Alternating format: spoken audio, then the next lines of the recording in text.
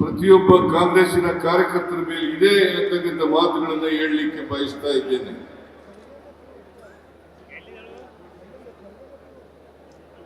ಭಾರತೀಯ ಜನತಾ ಪಕ್ಷಕ್ಕೆ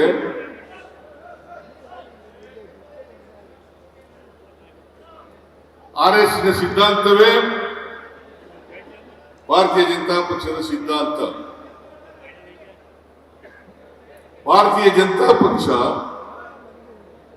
ಅವರ ಕೈಗೊಂಬೆಯಾಗಿ ಕೆಲಸ ಮಾಡ್ತಾ ಇರ್ತಕ್ಕಂಥದ್ದು, RSS ನ ಕೈಗೊಂಬೆಯಾಗಿ ಕೆಲಸ ಮಾಡ್ತಾ ಇರ್ತಕ್ಕಂಥದ್ದೇ ಭಾರತೀಯ ಜನತಾ ಪಕ್ಷ.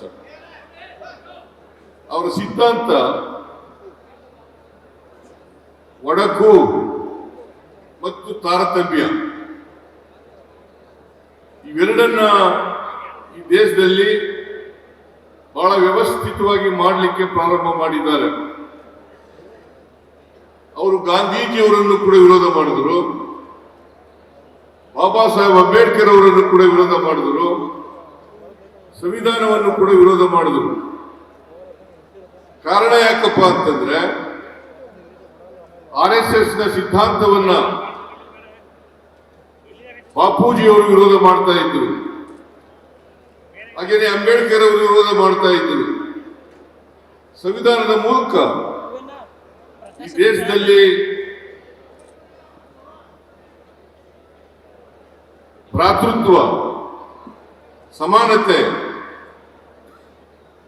ಸ್ವಾತಂತ್ರ್ಯ, ಸಮಾಜವಾದ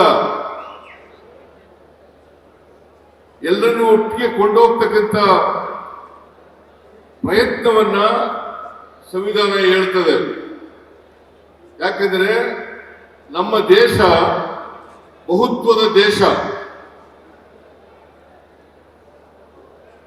ಈ ದೇಶದಲ್ಲಿ ಅನೇಕ ಧರ್ಮಗಳಿದ್ದಾವೆ, ಅನೇಕ ಜಾತಿಗಳಿದ್ದಾವೆ, ಅನೇಕ ಭಾಷೆಗಳಿದ್ದಾವೆ, ಅನೇಕ ಸಂಸ್ಕೃತಿಗಳಿದ್ದಾವೆ. ಆದ್ರಿಂದ ನಮಗೆ ನಾವು ಎಲ್ಲರನ್ನೂ ಒಟ್ಟಿಗೆ ಕೊಂಡು ಹೋಗ್ತಕ್ಕಂಥ ಪ್ರಯತ್ನವನ್ನು ಮಾಡಬೇಕಾಗಿರ್ತಕ್ಕಂಥದ್ದು ಅತ್ಯಂತ ಅವಶ್ಯ. ಎಲ್ಲರನ್ನು ಮನುಷ್ಯರಾಗಿ ಕಾಣಬೇಕಾಗಿರ್ತಕ್ಕಂಥದ್ದು ಅತ್ಯಂತ ಅವಶ್ಯ. ಅದಕ್ಕಾಗಿ ಭಾರತೀಯ ಜನತಾ ಪಕ್ಷದವರು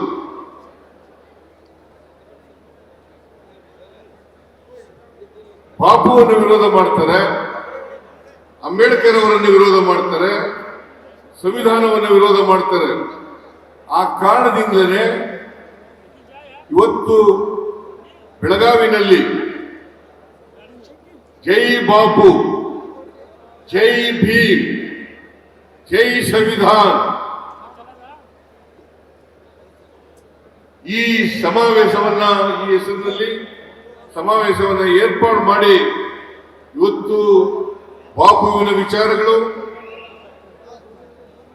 ಅಂಬೇಡ್ಕರ್ ಅವರ ವಿಚಾರಗಳು, ಸಂವಿಧಾನದ ಆಶಯಗಳು ಇವುಗಳನ್ನ ಮುಂದಿನ ಪೀಳಿಗೆಗೆ ಕೊಂಡೊಯ್ತಕ್ಕಂಥ ಪ್ರಯತ್ನವನ್ನ ಮಾಡಬೇಕು ಅಂತಕ್ಕಂಥ ಉದ್ದೇಶ